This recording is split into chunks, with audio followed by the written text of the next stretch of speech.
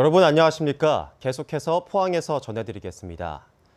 광복절인 오늘 경북 동해안 지역은 오후부터 20에서 60mm의 비가 내리겠습니다.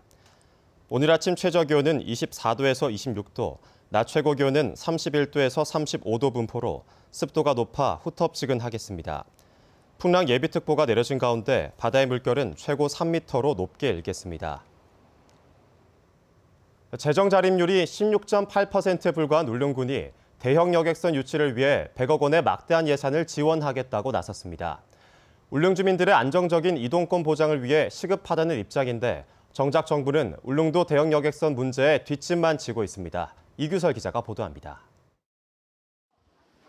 울릉군이 최근 입법 예고한 울릉 주민 해상 이동권 보장을 위한 대형 여객선 지원 조례안입니다. 오는 2020년 선플라워호 운항 중단에 대비해 총 톤수 2,500 이상, 항해 속력 40노트 이상, 출항 가능 최대 파고 4m를 충족하는 여객선을 운항하는 선사에 대해 10년간 최대 100억 원을 지원한다는 내용입니다. 이 정도 성능의 배를 건조하는데 500억 원 이상이 들기 때문에 지자체에서 건조비의 일부를 지원한다는 명분입니다.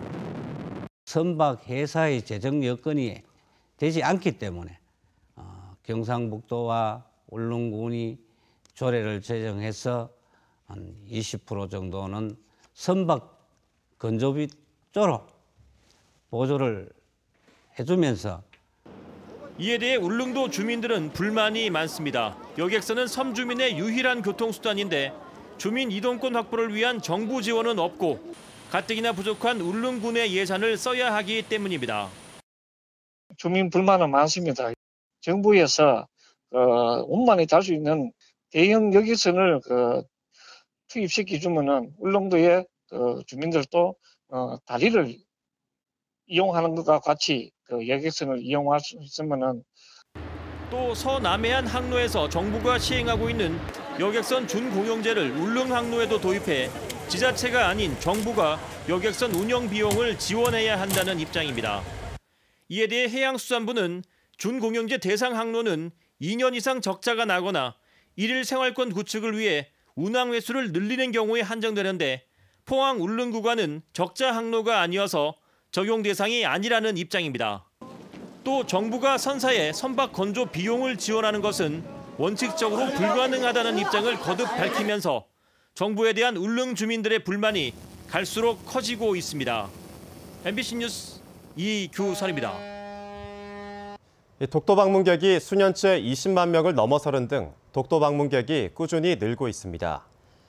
독도 방문객은 2012년 20만 5천 명, 2016년 20만 7천 명, 지난해 20만 6천 명을 기록하는 등 해마다 20만 명이 넘는 국민이 독도를 찾고 있습니다.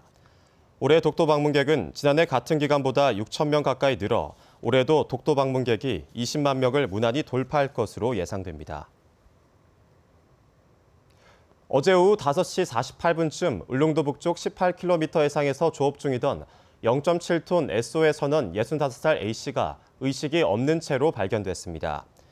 해경은 A씨가 침실에 누워있는 상태로 숨진 채 쓰러져 있었다는 동료 선원의 진술 등을 토대로 정확한 사망 원인을 조사하고 있습니다.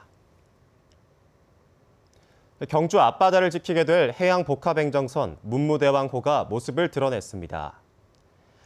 육지에서 바다로 옮겨진 문무대왕호는 다음 달 10일 경주 간포항으로 인도돼 10월에 취항한 뒤 조업 지도와 재난 구조, 적조 예찰 등의 역할을 하게 됩니다.